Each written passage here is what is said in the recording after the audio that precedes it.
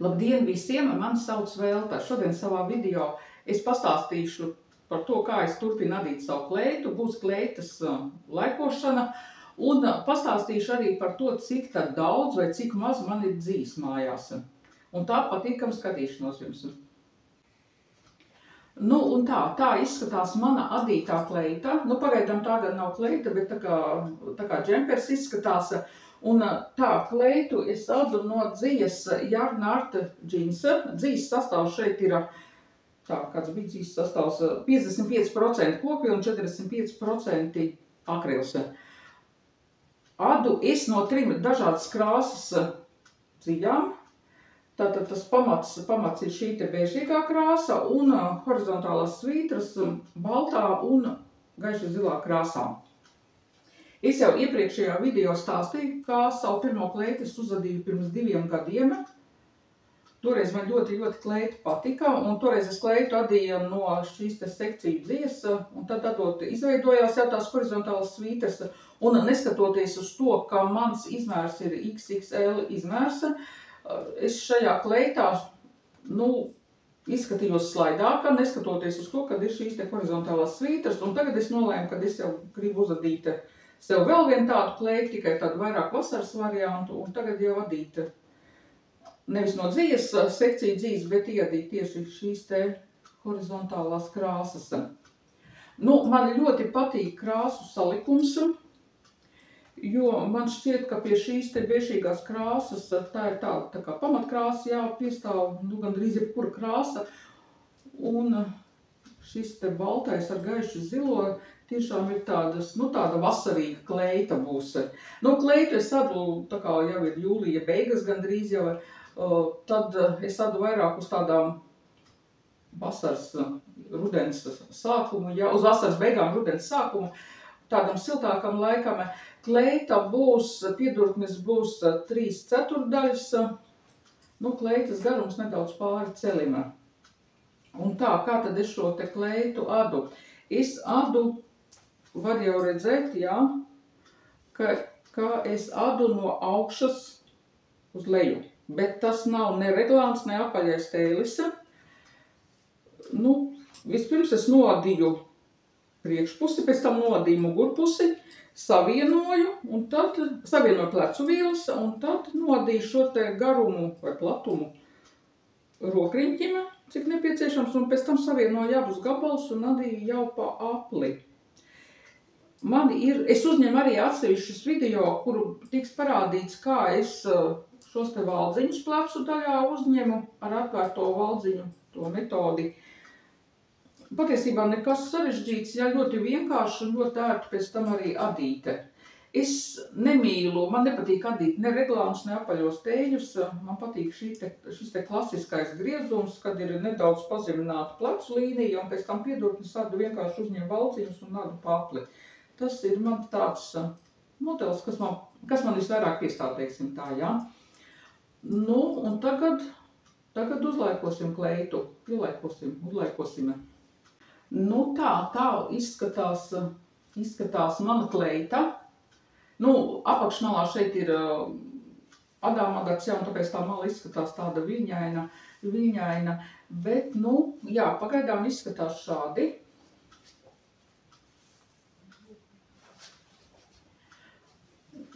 Kad es sāku adīt, es biju pārliecināta, ka tajā brīdī, tad, kad es savienoju priekšpusi un mugurpusi, sāku adīt pa apli, ka man sānu daļās būs jāpieaudzē valdziņi, jo man kleita likās, ka tad, lai būtu platāki, jā, jo mana gurna apkārtnēs ir 117, krūšu apkārtnēs 110, bet, pagaidām man šķiet, ka nekādus valdziņus pieaudzēt nevajag. Šeit platums ir tieši tāds, kā vajag.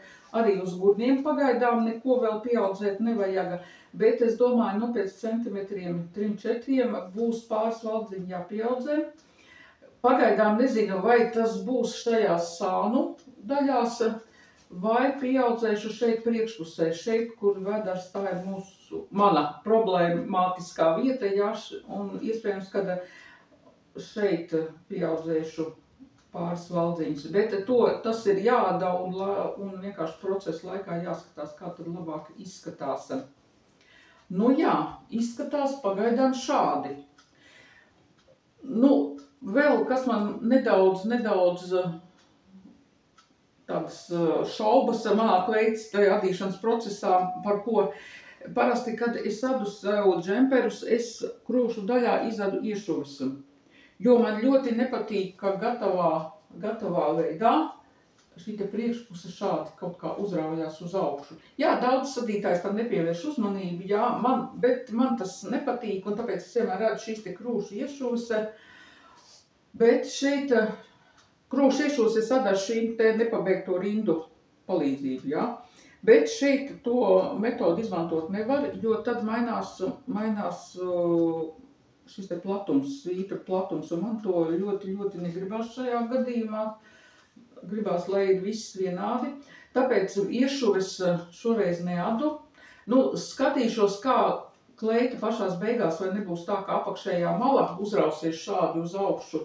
Nu, tad adīšu apakšējā malā pāris rindas šīs nepabeigtās, lai vienkārši būtu tā, ka kleitai apakšējā mala priekšpusē ir pilnīgi taisna. Nu, pagaidām gan neizskatās, kad uzrautos uz augšu. Nu, redzēsim, adīsim tālāk, skatīsimies, kā tas viss izskatīsies.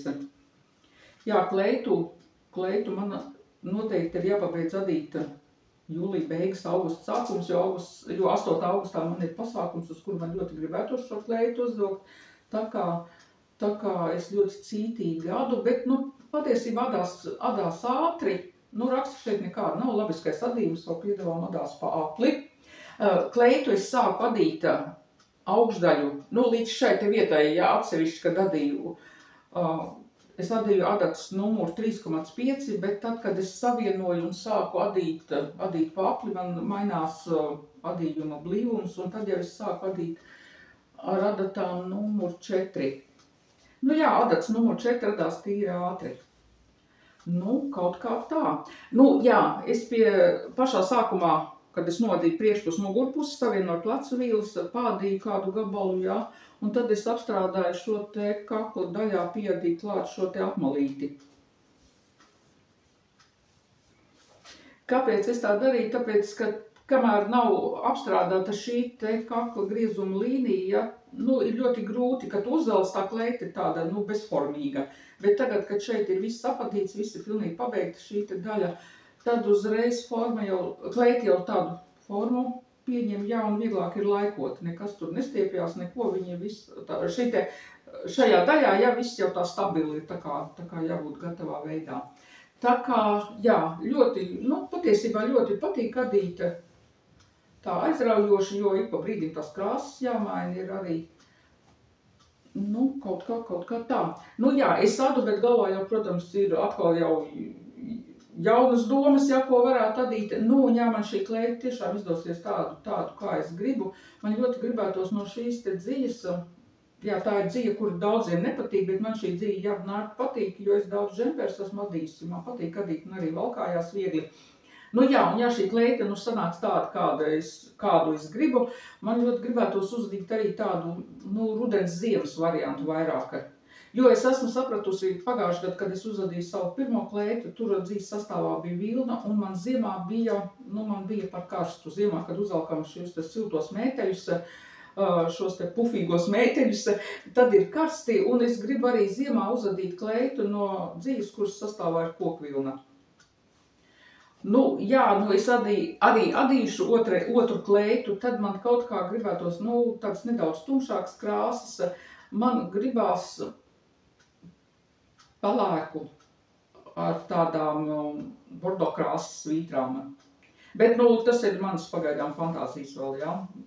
Kā saka, dzīvosim, adīsim, un tad jau redzēsim, kā izskatās. Nu, jā, tāds ir mans stāsts šodien par manu kleitu. Turpināšu adīt. Nu, un tālāk tad parādīšu, cik tad man vispār mājās ir dzijas, un ko es no šīm dzijām adu un adīšu. Nu, un tā turpinām skatīties. Tā, nu šeit nu ir mani dziju krājumi.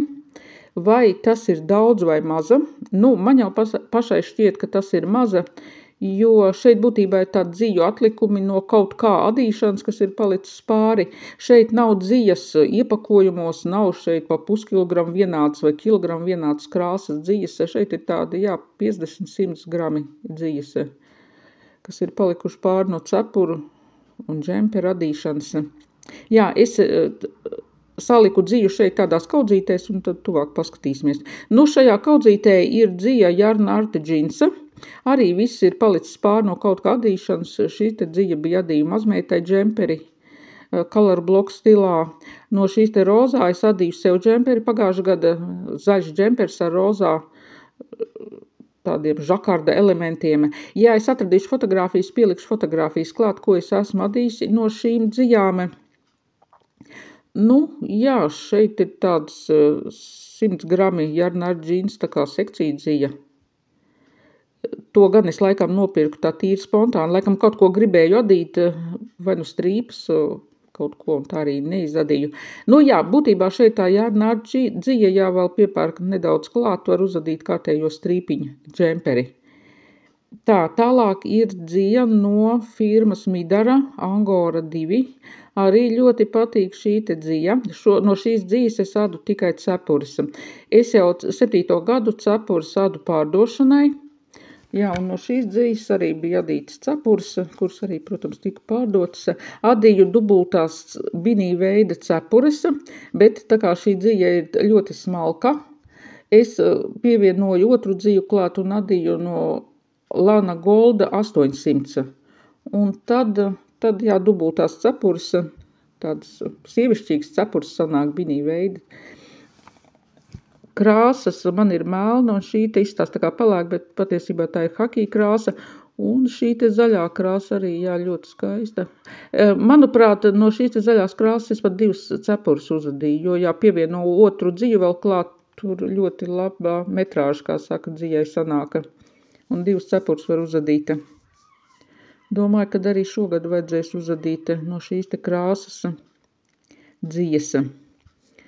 Tā, tālāk nākošā dzija ir visiem zināmā Alizé Super Lana Klasika. No šīs dzijas es arī adīju cepuris, bet no šīs dzijas es arī adīju sev jaku. Jaku adīju saliku 2 pavadienus, manuprāt, adatas numur 4 vai numur 5 pat bija. Man vispār ļoti šī te dzija ļoti patīka. Es domāju, es zinu, ka daudzām adītājām arī patīk šī dzija, ir ļoti liela krāsu izvēle. Šeit ir tāda hakija krāsa, nu kamera arī atkal nerāda īsto krāsu. Nu, šeit jau ir kokvilna. Pelēkā krāsa ir 100 grami, tā ir Alizé Bella. Un tad ir drops dzijas. No šīs te dzijas es adīju dēlam džemperi, pievienoju klāt 100% merino un ļoti skaists džempers sanāca. Ir adītājs, kurām nepatīk šī te drops dzija, drops jū, tā pareizi saucās laikam. Bet, ja pieliek klāt kādu citu dziju vēl, tā kā es merino likt klāt, sanāk ļoti, ļoti skaists adījums, ļoti labi turu formu, kā saka, nekas neizstiepjās.